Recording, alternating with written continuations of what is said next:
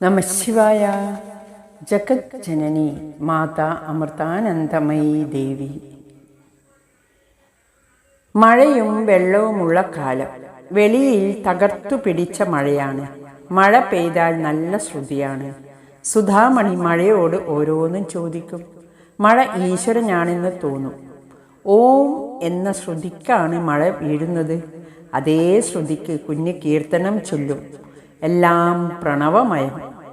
ചിലപ്പോൾ സുധാമണിക്ക് താൻ തന്നെ കൃഷ്ണനാണെന്ന ഭാവം വരും. കണ്ടലൊടിക്കാൻ പോകുമ്പോൾ മരത്തിൽ ചാടിക്കയറും. താൻ കൃഷ്ണനാണെന്ന് തോന്നും. അവിടെ ഇരുന്ന് കൃഷ്ണനെ പോലെ കാലാട്ടും. പൊടിക്കൊച്ചുങ്ങൾ താഴെ നിൽക്കും. അവരൊക്കെ ഗോപബാലരും ഗോപികളുമാണെന്ന് തോന്നും. ഭാവാവസ്ഥയിലല്ല, പകൽ നല്ല സ്വബോധത്തിൽ തന്നെയാണ് ഇങ്ങനെ തോന്നുന്നത്. അഭിനയമൊന്നുമല്ല. താൻ കൃഷ്ണനാണെന്ന് സുധാമണിക്ക് പൂർണ്ണ ബോധ്യമാണ്. അന്ന് 20 വയസ്സുണ്ട്. രാത്രിയിൽ കൃഷ്ണൻ വന്ന് നൃത്തം ചെയ്യുന്നത് പോലെ തോന്നും. കൃഷ്ണൻ വന്ന് കൂടെ പിടിച്ചുകൊണ്ട് നടക്കും, നൃത്തം ചെയ്യും, കളിക്കും, ചിരിക്കും. നാമം ചൊല്ലിക്കഴിഞ്ഞ് മുറിക്കകത്ത് നൃത്തം ചെയ്യും. മറ്റാരും കാണുകയില്ല. ശരി, രാധാകൃഷ്ണ നൃത്തം.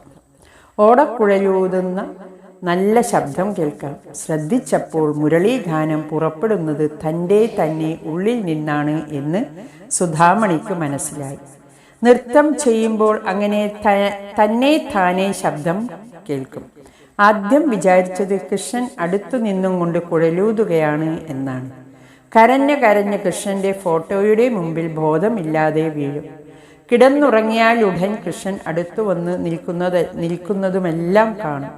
നീലയും ഇളം ചുവപ്പും ചേർന്ന നിറം, ധാരാളം പൂക്കൾ കൊണ്ടുള്ള മെത്ത. അതിൽ കൃഷ്ണൻ സുധാമണിയെയും കൊണ്ട് നൃത്തം ചെയ്യും. കുഞ്ഞിനെയും കൊണ്ട് മേൽപോട്ടു പോയി പല പല ലോകങ്ങളും കാണിച്ചു കൊടുക്കും. എന്താനന്ദമെന്നോ! നിർമ്മല ഭക്തിയുടെ ആനന്ദം ഒന്ന് വേറെ തന്നെ. കാർമേഘം കാണുമ്പോൾ കൃഷ്ണനായി സങ്കല്പിക്കും. കടൽ തീരത്ത് നടക്കുമ്പോൾ കടലമ്മയോട് സ്വന്തം ദുഃഖങ്ങൾ പറയും. ചിലപ്പോൾ തോന്നും തനിക്ക് ഭ്രാന്താണെന്ന്. അപ്പോൾ സങ്കടം വരും. എന്നാലും ആശ്വാസമുണ്ട്.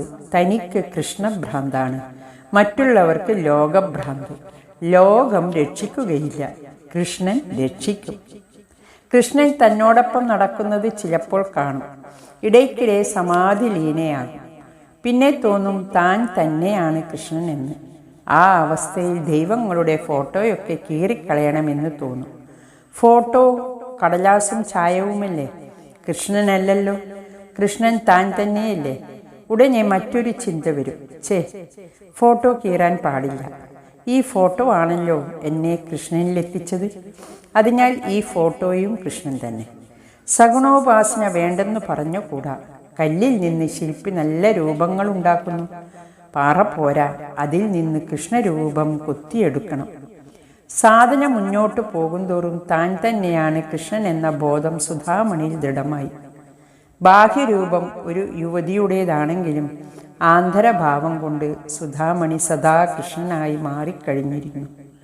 സമാധിക്കും മേലെയുള്ള അവസ്ഥയാണിത് എന്ന് പറയാം. സമാധിയിൽ മനസ്സ് ഭഗവാനിൽ ലയിക്കുകയും ബാഹ്യബോധം ഇല്ലാതിരിക്കുകയും ചെയ്യുന്നു. എന്നാൽ ഇവിടെ നില മറ്റൊന്നാണ്. സാധാരണ ഭാവത്തിൽ ബാഹ്യബോധത്തിൽ ഇരിക്കുമ്പോഴും സദാ താൻ ഭഗവാനാണെന്ന ഭാവം പൂർണ്ണമായിട്ടുണ്ട്. ഭക്തനും ഭഗവാനും ഒന്നായ പരമ അവസ്ഥയാണിത്. ഭക്തനും ഭഗവാനും ഒന്നായ പരമ അവസ്ഥയാണിത്. സാധകന്മാർ സമാധിമഗ്നരാകുന്നതിനെ പറ്റി പറയാറുണ്ട്. എന്നാൽ ശ്രീരാമനും ശ്രീകൃഷ്ണനും മറ്റും സമാധിയിലിരിക്കുന്നതിനെ പറ്റി പറയാറില്ല. കാരണം സമാധി അവസ്ഥയ്ക്കും ഉപരി സദാ ഈശ്വരഭാവത്തിൽ വർത്തിക്കുന്നവരാണ് അവതാരങ്ങൾ. സുധാമണി ഇങ്ങനെ ഒരു അവസ്ഥയിലായിരുന്നെങ്കിലും ആരും അത് മനസ്സിലാക്കിയില്ല. ചിലപ്പോൾ തോന്നും ഈ കാണായതെല്ലാം കൃഷ്ണനാണെന്ന്. തെങ്ങ് കൃഷ്ണനാണ്, കുട്ടികൾ കൃഷ്ണനാണ്, അവരെയൊക്കെ കെട്ടിപ്പിടിക്കും. കൃഷ്ണനല്ലാത്തതൊന്നുമില്ല, താൻ കൃഷ്ണനാണ്, എല്ലാം കൃഷ്ണൻ. പിൽക്കാലത്ത് അമ്മ പറഞ്ഞു, അന്ന് ഞാൻ പ്രകൃതിയിലേക്ക് നോക്കുകയും അവിടെ ഈശ്വരനെ ദർശിക്കുകയും വിളിച്ചു കേഴുകയും ചെയ്യുമായിരുന്നു. പൂവിറുക്കാൻ പോലും എനിക്ക് വയ്യാതായി. എന്തെന്നാൽ ആ പൂവും കൃഷ്ണൻ തന്നെ. ദേഹത്ത് വന്ന് കാറ്റ് തട്ടുമ്പോൾ അതും ഭഗവാനാണെന്ന് അനുഭവപ്പെടും. എല്ലാം കൃഷ്ണൻ. നിലത്ത് കാല് കുത്താൻ വയ്യ. ഭൂമിയും ഭഗവാനാണ്. പിന്നെ ഇടയ്ക്കിടയ്ക്ക് തോന്നും, ഞാൻ തന്നെയാണ് കൃഷ്ണനെന്ന്. പിന്നെ ആ ഭാവം സ്ഥിരമായി. തീവ്രമായ കൃഷ്ണസാധനയുടെ അവസാനം ലോകമാകെ കൃഷ്ണമയമായി ദർശിക്കുകയും ആന്തരികമായി സ്വയം കൃഷ്ണനായി തീരുകയും ചെയ്ത സുധാമണി ആധ്യാത്മികതയുടെ അത്യുച്ഛ മണ്ഡലങ്ങളിൽ സ്ഥിരമായി വിഹരിച്ചു കൊണ്ടിരുന്നെങ്കിലും അധോമുഖമായ ലോകം അതൊന്നും അറിഞ്ഞില്ല. നിർമ്മല ഭക്തിയുടെ ആനന്ദം നുകർന്ന് കൃഷ്ണനായി തീർന്ന സുധാമണി. ഹരി ഓം നമഃ ശിവായ.